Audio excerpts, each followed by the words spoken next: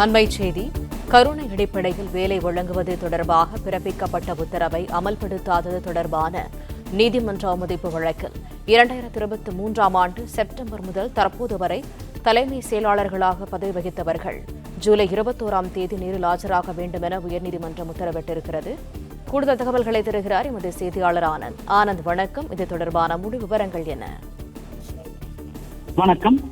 பணியின் போது உயிரிழந்த அரசு ஊழியர்களின் வாரிசுகளுக்கு கருணை அடிப்படையில் வேலைவாய்ப்பு வழங்குவது தொடர்பாக கால நிர்ணயம் செய்வது குறித்து ஆய்வு செய்து குழு அமைக்க வேண்டும் எனவும், கருணை அடிப்படையில் வேலை கோருவோரின் மாநில அளவிலான பட்டியலை தயாரிக்கவும் சாத்தியக்கூறுகள் உள்ளதா என்பது 3 மாதங்களில் அறிக்கை அளிக்கவும் கடந்த 2023ஆம் ஆண்டு செப்டம்பர் மாதம் சென்னை உயர்நீதிமன்றம் ஒரு உத்தரவு பிறப்பித்திருந்தது.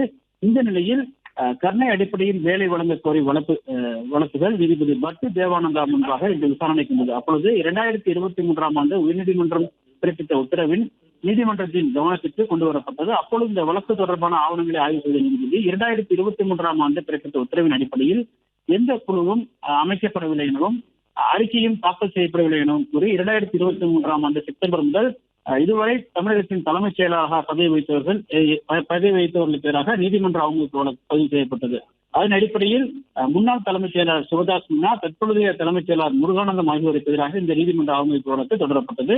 இந்த வழக்குகள் அனைத்தும் நீதிபதி பட்டு தேவானந்தா முன்பு இன்று மீண்டும் விசாரணைக்கு வந்த பொழுது கருணை அடிப்படையில் வேலைவாய்ப்பு வழங்குவது தொடர்பாக கால நிர்ணயம் குறித்து ஆய்வு செய்து குழு அமைக்க வேண்டும் என்ற கருணை அடிப்படையில் வேலை கோருவோரின் மாநில அளவிலான பட்டியலை தயாரிப்பது தொடர்பாக கடந்த 11ஆம் தேதி அரசாணை பிறப்பிக்கப்பட்டிருப்பதாக தமிழக அரசு தரப்பில் தெரிவிக்கப்பட்டது.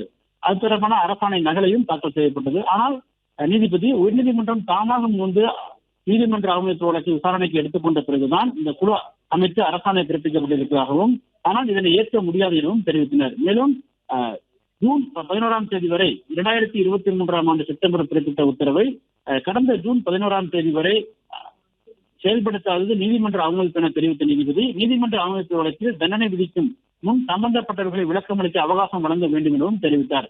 தொடர்ந்து இந்த நீதிமன்ற அவமதிப்பு வழக்கு தொடர்பாக 2023 செப்டம்பர் முதல் தற்போது வரை தலைமைச் செயலாளராக தமிழக அரசின் தலைமைச் செயலாளராக பதவி வைத்தவர்கள் ஜூலை 21ஆம் தேதி நேரில் ஆஜராகி விளக்கம் அளிக்க வேண்டும் என உத்தரவிட்ட நீதிபதி பட்டு தேவானந்தா விசாரணையை அன்றைய தினத்திற்கு தள்ளி வைத்துள்ளார்.